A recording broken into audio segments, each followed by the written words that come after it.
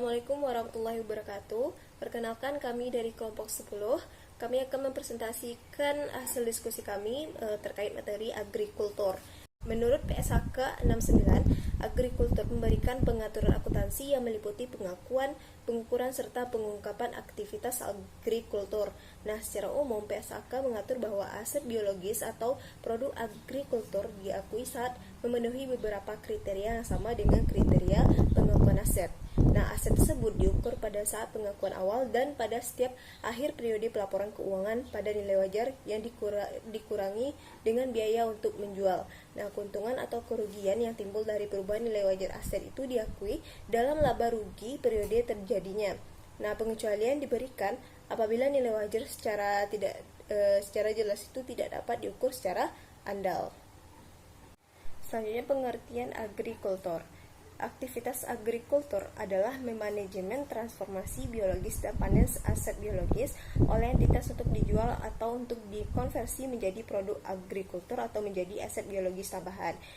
Aset biologis adalah aset entitas berupa hewan dan atau tanaman sesuai dengan karakteristik mengenai aset, maka aset biologis ini pun juga merupakan hasil dari transaksi ekonomi entitas di masa lalu. Nah, dikendalikan sepenuhnya oleh entitas dan juga diharapkan akan memberikan manfaat bagi entitas di masa yang akan datang.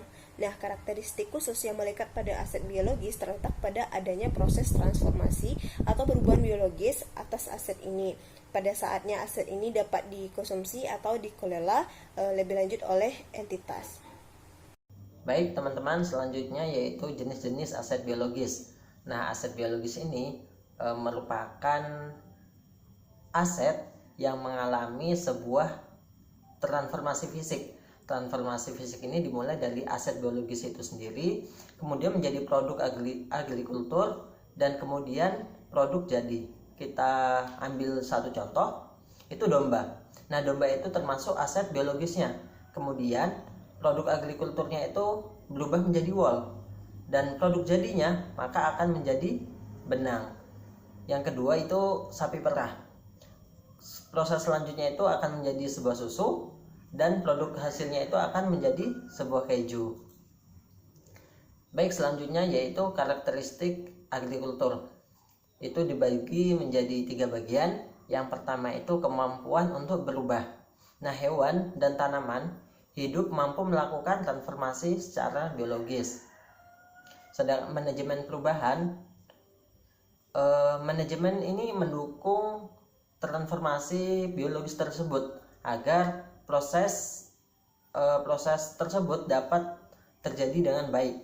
Contohnya itu tingkat nutrisi, kelembaban, pencahayaan, dan lain sebagainya. Yang terakhir itu pengukuran perubahan.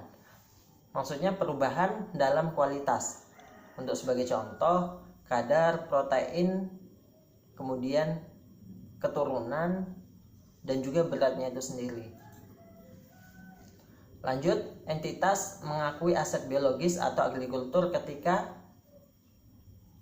dan hanya ketika yang pertama, entitas mengendalikan aset biologis sebagai akibat dari peristiwa masa lalu.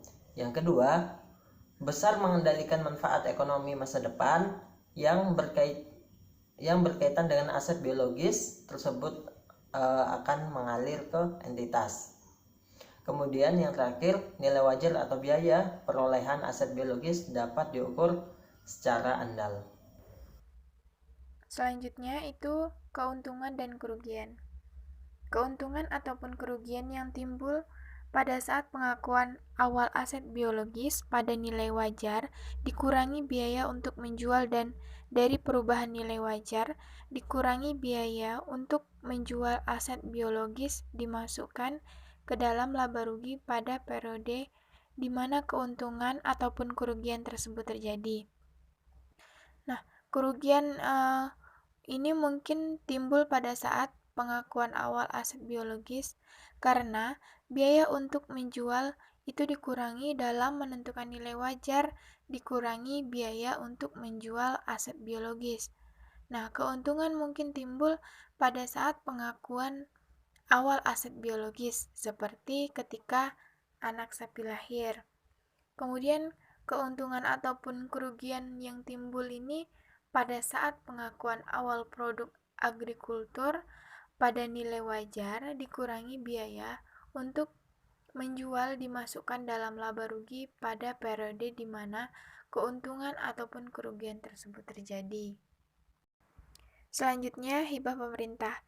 Hibah pemerintah tanpa syarat yang terkait dengan aset biologis yang diukur pada nilai wajar dikurangi biaya untuk menjual diakui dalam laba rugi ketika dan hanya ketika hibah pemerintah tersebut menjadi piutang. Jika hibah pemerintah yang terkait dengan aset biologis yang diukur pada nilai wajar dikurangi biaya untuk menjual adalah bersyarat, termasuk ketika hibah pemerintah mensyaratkan entitas untuk tidak terlibat dalam aktivitas agrikultur tertentu, maka entitas mengakui hibah pemerintah dalam laba rugi ketika dan hanya ketika kondisi yang melekat pada hibah pemerintah tersebut telah terpenuhi. Selanjutnya yaitu pengungkapan. Entitas mengungkapkan keuntungan atau kerugian gabungan yang timbul selama periode berjalan pada saat pengakuan awal aset biologis dan produk agrikultur dan dari penjualan nilai wajar dikurangi biaya untuk menjual aset biologis. Jika tidak diungkapkan di bagian manapun dalam informasi yang dipublikasikan bersama dengan laporan keuangan, maka entitas mendeskripsikan. Yang pertama, sifat aktivitasnya yang melibatkan setiap kelompok aset biologis. Yang kedua, ukuran untuk estimasi non-keuangan dari kuantitas fisik. Yang ketiga, setiap kelompok aset biologis milik entitas pada akhir periode. Yang keempat, keluaran produk agrikultur selama periode tersebut. Sekian presentasi dari kelompok kami. Apabila ada yang salah, kami mohon maaf. Assalamualaikum warahmatullahi wabarakatuh.